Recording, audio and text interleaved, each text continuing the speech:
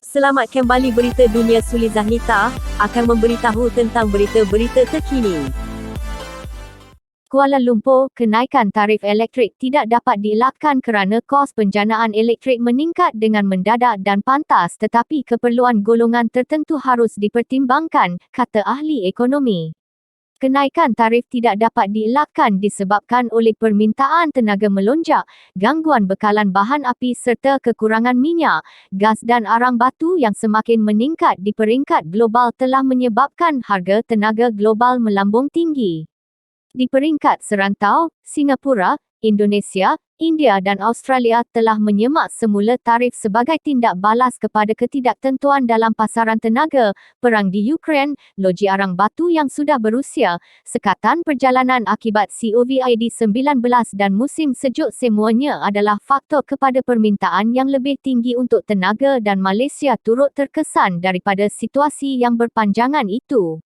Tindakan yang berkesan atau beransur-ansur harus dilaksanakan untuk memastikan golongan berpendapatan rendah serta perniagaan mikro, kecil dan sederhana yang sudah merasai tekanan akibat kenaikan kos tidak akan mengalami kejutan sekali lagi sekiranya tarif elektrik tempatan disemak semula.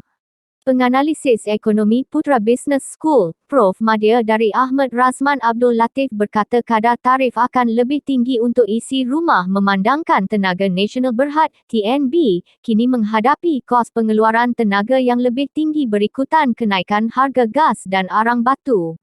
Pada akhir tahun lalu, harga arang batu melonjak kepada $200, RM846 setan, meningkat daripada sekitar $50 setan pada pertengahan tahun 2020.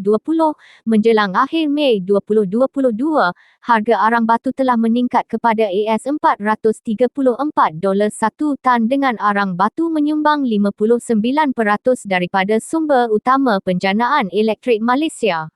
TNB perlu memastikan perniagaan itu mampan sebagai entiti korporat, tetapi saya berharap akan ada beberapa bentuk subsidi disasarkan untuk kumpulan 40 terbawah, B40, berhubung tarif elektrik, katanya.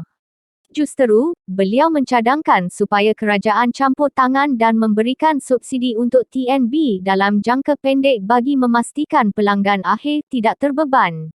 TNB perlu mempelbagaikan sumber gas dan arang batu dan bagi tempoh jangka panjang, memberi tumpuan kepada sumber tenaga boleh diperbaharui seperti solar, hidro dan biofuel.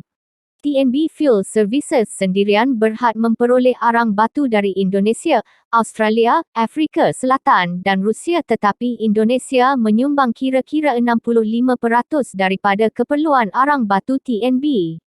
Menurut Profesor Ekonomi Malaysia University of Science and Technology MUST, Geoffrey Williams, cadangan kenaikan tarif tidak dapat dielakkan kerana faktor pasaran antarabangsa di luar kawalan Malaysia.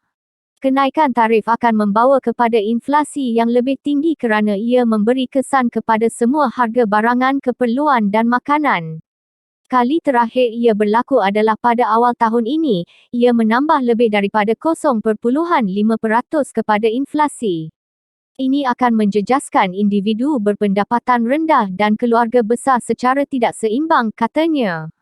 Beliau menolak idea menerapkan amalan penggunaan elektrik yang baik kerana catuan dan tingkah laku pengguna sukar diuruskan apabila melibatkan sebuah keluarga besar. Profesor Ekonomi di Universiti Sunway, Prof. dari Ye Kim Leng mencadangkan kerajaan mengambil langkah dengan memberi subsidi untuk meringankan beban pengguna. Tambahan pula, struktur tarif boleh diselaraskan supaya beban harga bahan api yang lebih tinggi ditanggung oleh syarikat dan isi rumah yang mampu membayar tarif yang lebih tinggi.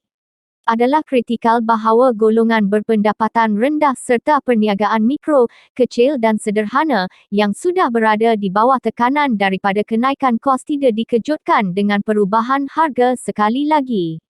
Kenaikan tarif harus dilakukan secara berperingkat, kata Ye. Terima kasih yang sudah menonton video. Suli Zahnita, jangan lupa subscribe, like, komen dan share. Bye-bye.